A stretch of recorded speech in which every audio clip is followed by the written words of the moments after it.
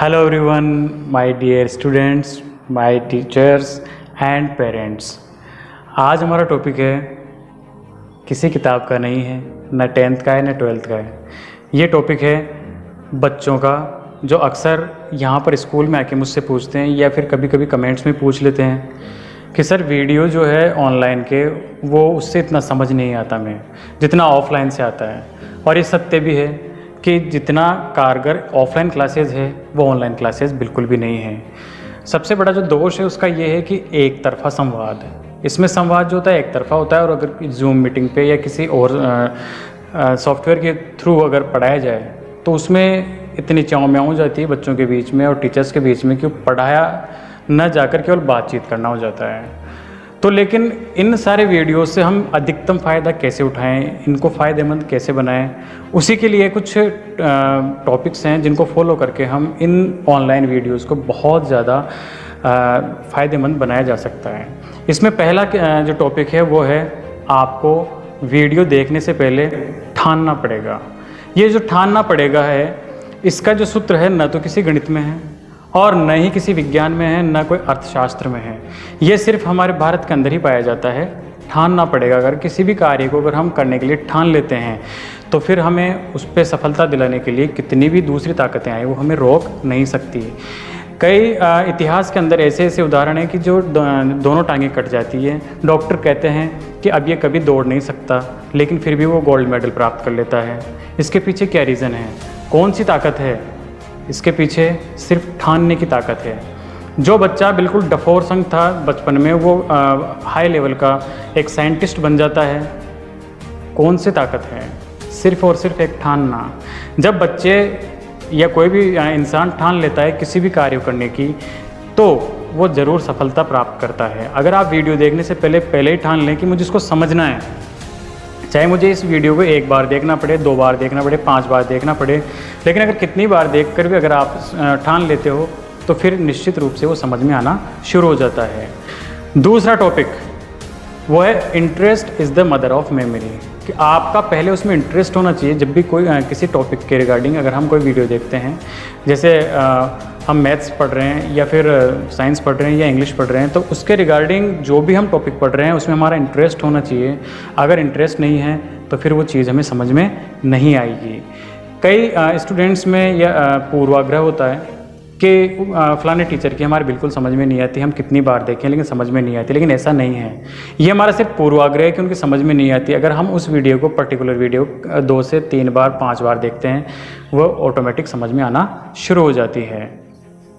तीसरी बात कि एक दिन में कोई चीज़ हासिल नहीं होगी, लेकिन एक दिन ज़रूर हासिल होगी। फिर से सुनिए, एक दिन में कोई चीज़ हासिल नहीं होगी, लेकिन एक दिन ज़रूर होगी। कि अगर आप बार बार प्रैक्टिस करते हैं तो फिर वो ज़रूर आपके माइंड में सेट होना शुरू हो जाती है। अंग्रेजी में कहावत है कि एवरीथिंग टेक्स टाइम, यानी हर कार्य के अंदर समय लगता है। ऐसा कोई कार्य नहीं है कि एक ही दिन में वो तैयार हो जाए। आप अगर न्यूटन का अगर हम उदाहरण लें, जिसने ये गुरुत्वाकर्षण शक्ति का नियम दिया था, या फिर कहें एडिसन के बारे में जिसने बल्ब बनाया था, ऐसे कितने ही आविष्कार हैं जिनके बारे में हमने विज्ञान में पढ़ा है। तो क्या सारी चीज़ें एक ही दिन में तैयार हो गई थी? नहीं, इनको बनने में कई साल लगे। 1000 बार वे लोग जिन्होंने इनको बनाया वे लोग असफल हुए, लेकिन वो पीछे पड़े रहे, वो ठानते रहे। उन्होंने ठान रखा था कि ये कार्य करना ही करना है। तो एक दिन उन्होंने सफलता प्राप्त की और अंततः वो चीज़ बनकर सामने आई जो वो चाहते थे। सबसे ज्वलंत उदाहरण लें तो क्रिकेट का भगवान सचिन तेंदुलकर।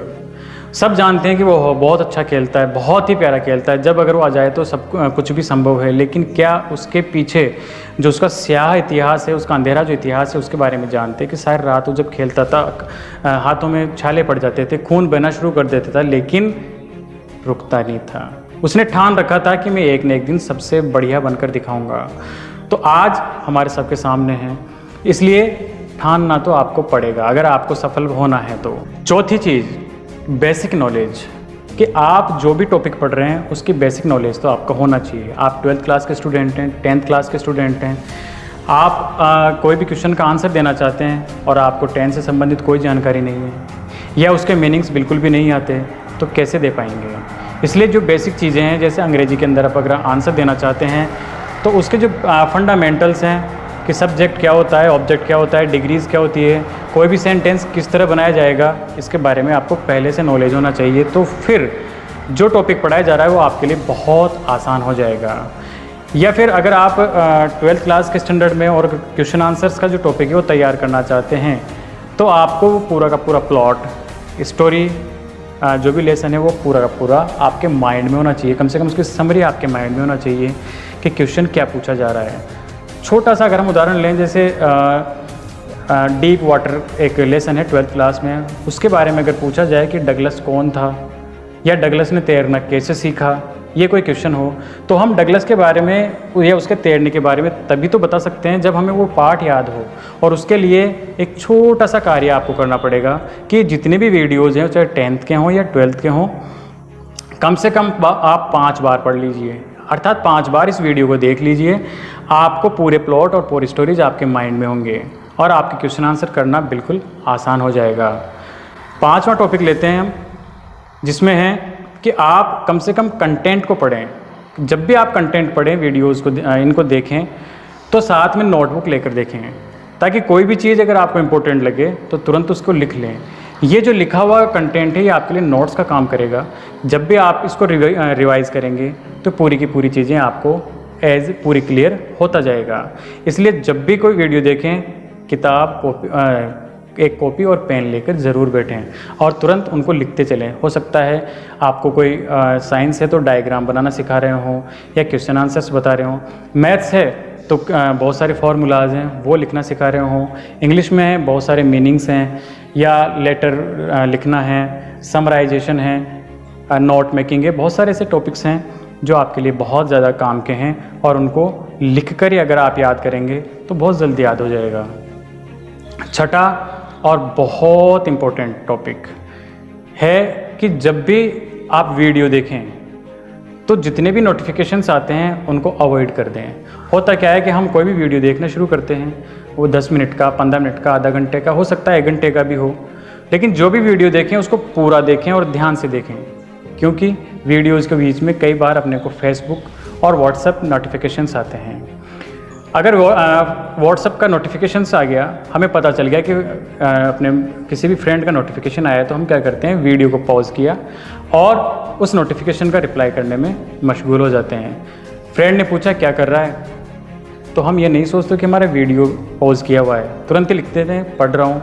क्या पढ़ रहा है, फिर से रिप्लाई आ जाएगा, फिर आप रिप्लाई देने में मशगूल हो जाते हैं और कब आधा घंटा पूरा हो जाए, 1 घंटा पूरा हो जाए, बिल्कुल पता नहीं चलता।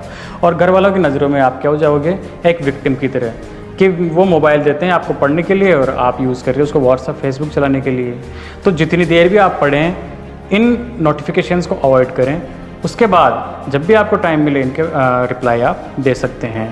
तो इन सारे जितने भी ये टॉपिक्स हैं इनको फॉलो करके आप अपने ऑनलाइन वीडियोज़ को बहुत ज़्यादा इम्पोर्टेंट और फ़ायदेमंद बना सकते हैं।